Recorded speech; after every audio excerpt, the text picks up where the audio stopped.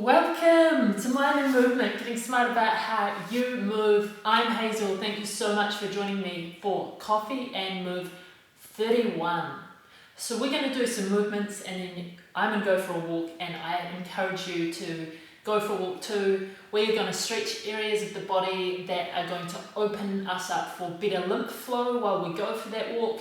This is going to help us stimulate lymph flow through our bodies, which is going to help our immune system to get out anything that doesn't want to be in there. So let's get into the V-sit position, because this is a great way of opening up the area around all of the lymph nodes here. So a little bit of background for you guys to understand. Lymph is what comes out of our capillaries when the capillaries transfer some of the blood into the tissue. So what seeps out of the capillary is plasma, which is mostly water, and white blood cells. And white blood cells are a vital part of our immune system. They are looking for foreign bodies in our body and they deal with them. Thanks, white blood cells. But they have to be moved, and the way they move is through you and me moving. If we don't move our skeletal muscles, there is no pump for lymph. Like there is a heart for pumping blood, but also you should know that the skeletal muscle plays a huge role in pumping blood around our body as well.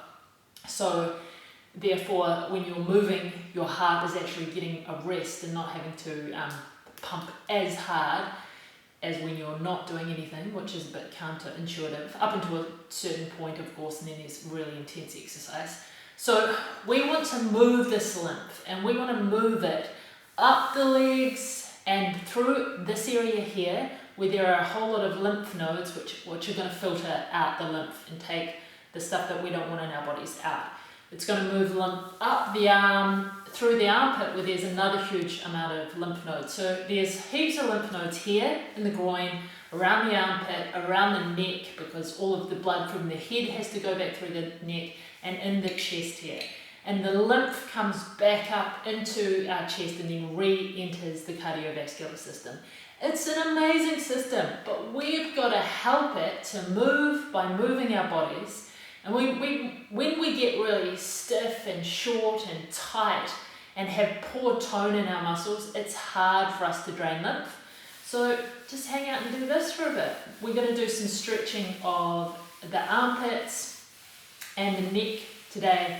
And then we're going to take our open groin, our open armpits, and our open neck into a walk, and we're going to get extra lymph drainage. You actually will get extra lymph drainage. Bonus. Well, not extra. Well, that's a funny way of putting it, because if you don't move, you won't get any, right? Well, you won't get enough. If you move, you'll get more and more and more lymph flow. And that's what we want. And remember that when this system evolved, you were moving all day, every day. So for lymph flow to be happening as it was expected to be happening in terms of evolution, you need to be moving all day, every day. So the alignment of the body actually really matters for lymph flow as well, because certain tone and certain muscles mean certain things for lymph drainage. So if you're in an internally rotated humerus, swinging your arms like this across your body instead of nice and straight with a long arm, of course, and walking, you're not going to get as much lymph drainage. You need good tone in your pec, good tone in your lat, good tone in your rotator cuff muscles and whatnot to help with lymph drainage. So let's do this one. Let's take a can of beer in each hand, rotate out to the side, and then tip that can of beer out behind us, and then reach our elbows away from each other. So here we're externally rotating our humerus. This means we are working the muscles in our rotator cuff. We are also stretching a little bit the muscles in the front of our chest, the pecs, pec major, pec minor, or pec major. And cool. So good one. Now we're going to bring our neck into it, so you're going to drop your head away and keep your chin in. And then I'm just going to come back a bit so I'm not chopping my head off. And then on the other side. Keep that chin in.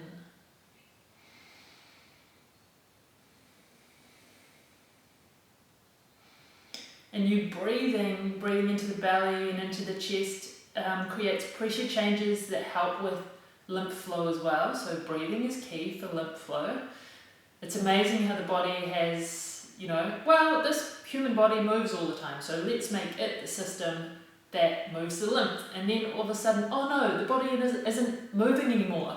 And of course the body can't evolve a new system to pump the lymph in, 5 kind of minutes in terms of human evolution. So we end up with bodies that don't have very good lymph flow, which means that we get stagnant lymph pooling around our breast tissue and whatnot. So this is another key thing to look at here. If you put your arm out to the side like this and you should be able to put an egg in your armpit.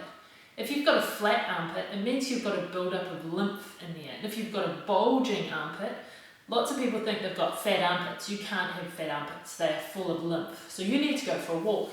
You need to drain these areas. You need to swing your arms in reciprocal arm swing to get this lymph moving, and you need to restore the alignment of your humerus so that can happen. The humerus is this bone here. In many of us, we're in internal rotation, so you want to be in a neutral position, but we need to be able to take that into external rotation and move.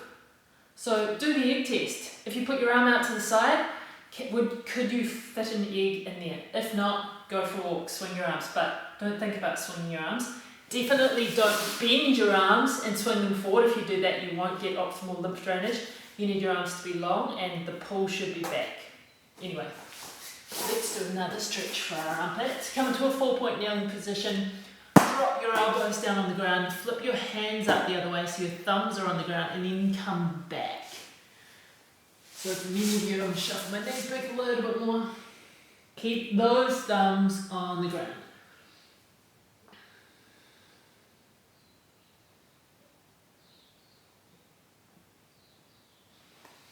This is a good one, hey?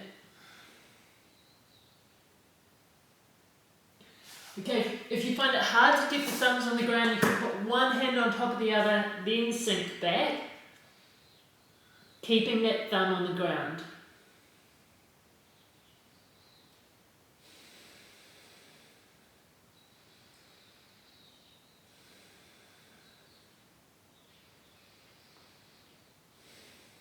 We'll do that on the other side.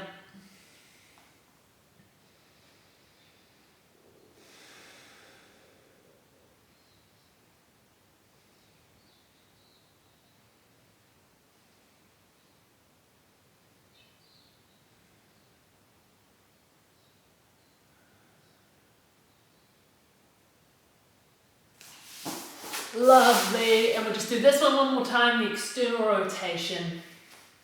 Reach those arms out, keep that chin in, reach those elbows away from each other.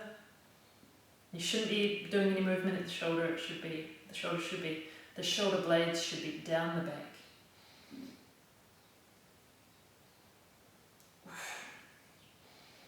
I love it.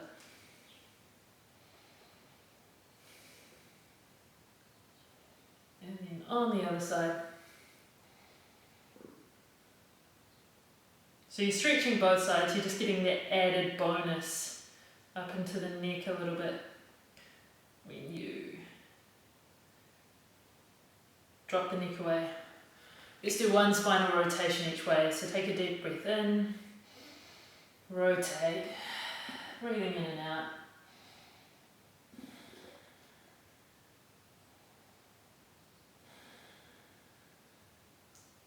Oh yeah. It's good to do spinal rotations in different leg positions. So it's harder for me to rotate this way towards this hip that's in this position.